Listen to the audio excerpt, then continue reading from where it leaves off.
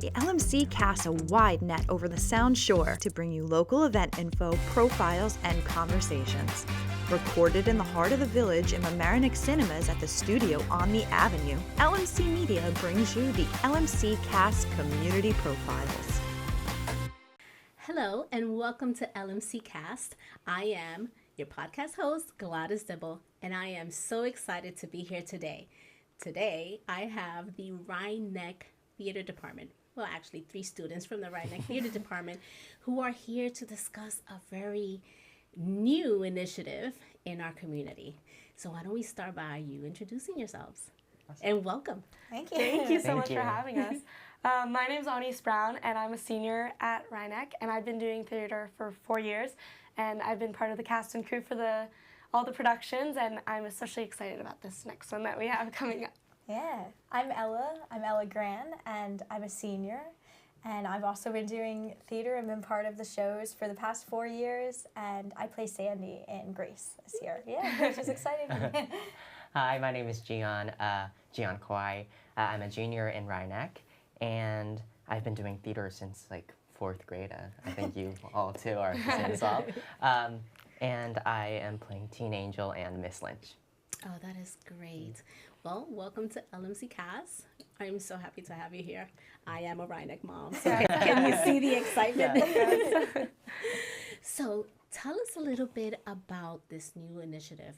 And I think you were telling me that this is the first time that this is being done. So talk to us about that. Yeah, sure. So we first brought this initiative to the school about in September, I think, of this year, and it kind of just grew from there. So this sensory-friendly performance of Grease is a new addition to Rhinebeck Theater. So we've done shows for many, many years, and our theater department's very prominent, but we were thinking about what's a way we can give back to the community and also just expand to more people. So the idea continued from there, but the sensory-friendly performance is basically geared towards audiences with developmental disabilities, particularly autism, as well as elderly audiences and younger audiences. So with those 3 groups in mind, we kind of crafted this 5th performance that's pretty different from anything of the other 4 performances that we're doing that can really engage those audiences. So how is it different? Can you give me, if I'm there, if I go to the sensory performance, what would I expect to be different from the regular shows that you have? Yeah, I can start with kind of some things we're doing with lighting and sound. Okay. So we're all in cast, but on the crew end, we've been working really closely with the crew and making sure that there's less intense lighting and sound. So instead of having a full band and a full orchestra, we're just going to have our pianist. So that way it's already quieter. But we're also planning, and this is a more recent addition to the plan, having a sensory space outside. So that would be in the lobby, featuring different fidget toys that we've collected over the past few weeks. And that will be a space where if anyone in the audience needs to take breaks, they're also welcome to do that. If anyone... Yeah, I like that. And I think we're expecting some student volunteers outside of theater to be like guidances towards the bathrooms, because I know there's going to be elderly people that might need assistance, and Yeah, and another way it's different from a traditional performance, like they said, is you can really leave at any time. Just get up, walk around, go to the bathroom, and we've made sure that the whole area is wheelchair accessible for the elderly people or just really anyone who wants to be there. So that's something that's super exciting too. That is super exciting. I mean, I'm always at your shows, every one of them. And I will be there on the 7th, on Friday, March the 7th, to watch the show. And I'm also going to the sensory one. Yeah. So I'm very excited about all this. So this is all great, right? All great news. But have you encountered any challenges as you go along with this process? Yeah, sure. So we definitely have been facing kind of a big challenge over the past few weeks and more recently.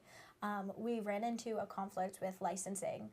So we bought the rights for the show and the music to perform Grease. But once they found out that we were planning to do a shorter performance, so for our audiences, it's hard for them to usually sit for long periods of time. So we were hoping to do an hour-long performance, a review of just the songs.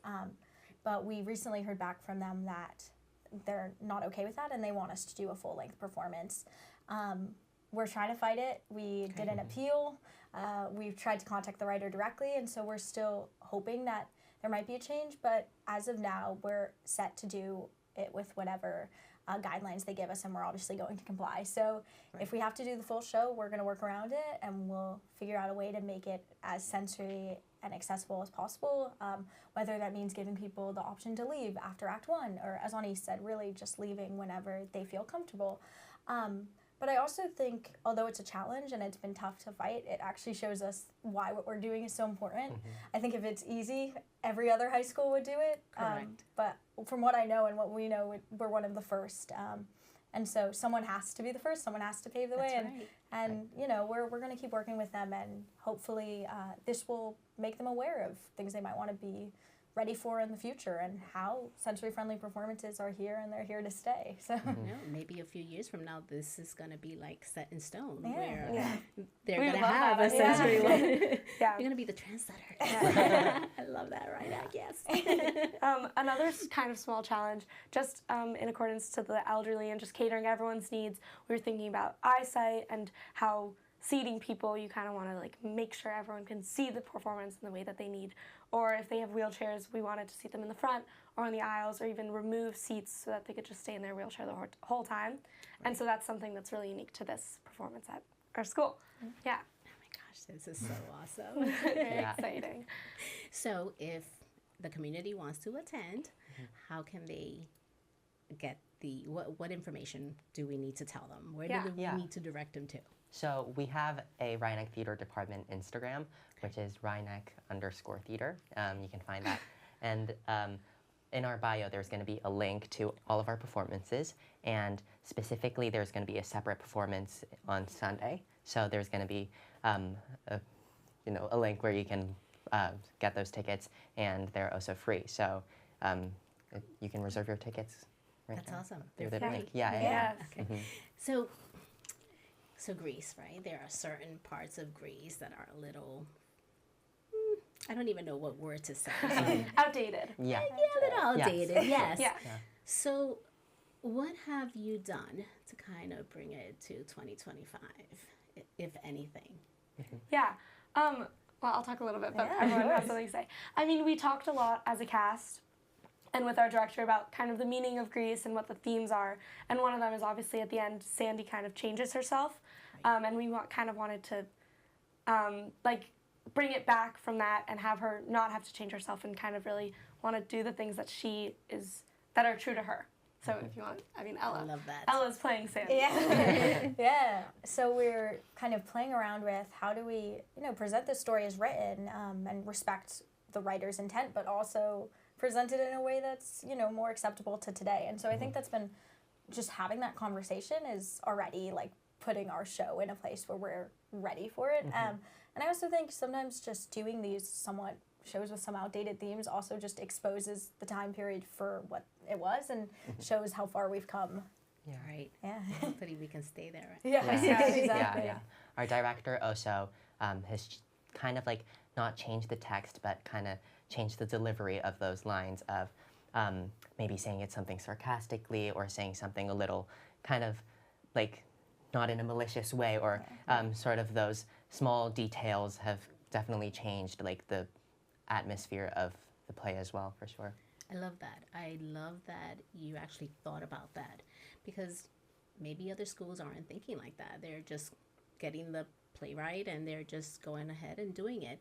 And it's so important to actually see the difference of what it used to be and what it is now. We're in a totally different culture and environment, and it's good to see that. So very proud of you guys for that. Yeah. So I have a request. Yes.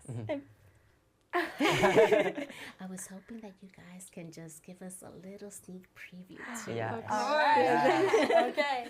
Okay, You we want go to count together. us off? Yeah, Yeah. we go together. 5, 6, 7, 8. We go together like Ram-a-lam-a-lamma, ka-dink-a-dee-dink-a-dong. Remember forever like shoo-bop, shoo-wada-wada, yippity-boom-de-boom. Chang, chang, changity, chang, shabop. We'll always be together.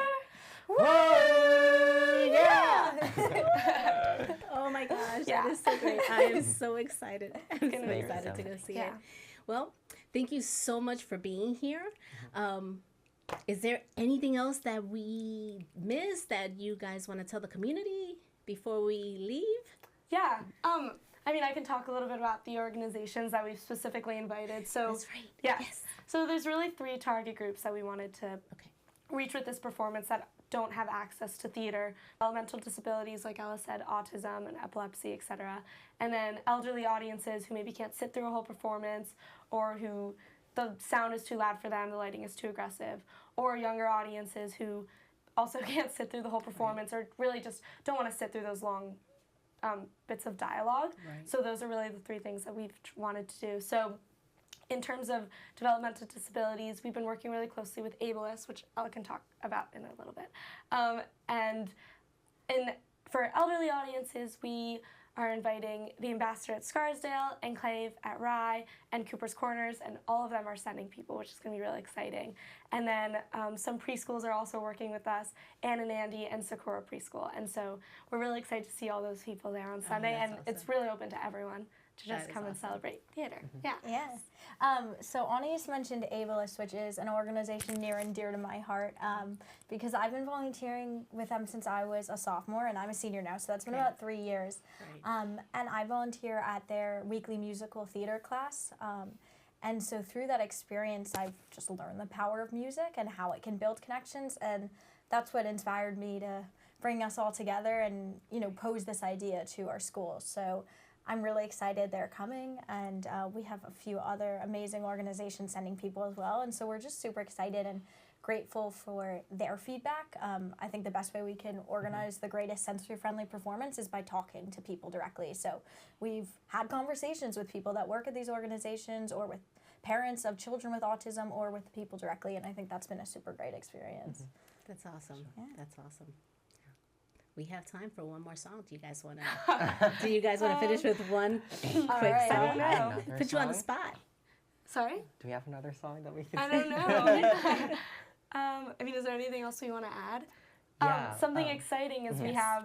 have almost 190 people coming, and that number's just set to grow. To the sensory-friendly, and our to other the shows are sensory-friendly. almost sold out, which Yeah, is they're crazy. girls. Yeah. I know. But I mean, it's just, we've all been doing theater for so long, and this is something that's either new to our school, new to us. I mean, it's just so exciting that we get to do it and kind of make theater accessible as it should be to everyone who wants to come see. Oh, so one more thing is that I'm a junior, so obviously I'll be in We'll be school sad to leave next year as well, and I'm planning to continue this initiative. And like we said about the licensing, there's also been some trouble with licensing, but I think it's so important that we continue to fight this fight. Yeah, I'm excited for next year as well, and I hope a lot more people would join us next year as well. Hoping this year will be a huge success as well, but yeah. And you will have the community here to support Thank you. you And we're so, much. that's Yeah. the big thing. We're so grateful for the community, for our teachers. I mean, we're just 3 representatives of a huge group. Everyone's We have about over 100 students involved with our program, and we have a great theater teacher, Miss Feynman, and our principal, Miss Falchetti, and so many other supporters. So we're also just very grateful here. Oh, that's It's really awesome. exciting to be like kind of almost the blueprint, being the first school kind of around here to do it, and in the future if other schools need help, I mean, we're here for to do it Of because we course. just want to allow as many people to do this and see theater That's as they can. awesome. Yeah. I'm very proud of you guys. I'm looking forward to the Thank show. you. Thank you so much for being on LMC's Cast podcast. And that's a wrap. Yeah, thank you so much for having me. Thanks for coming. I am Gladys Dibble. Thank you so much for tuning in, and come and see the play. They are great. Trust me. As a Rhinebeck mom, I can tell you I've been to many of them. They're excellent. Thank you so much. The LMC casts a wide net over the Sound Shore to bring you local event info, profiles, and conversations. Recorded in the heart of the village in Mamaroneck Cinemas at the studio on the Avenue, LMC Media brings you the LMC Cast Community Profiles.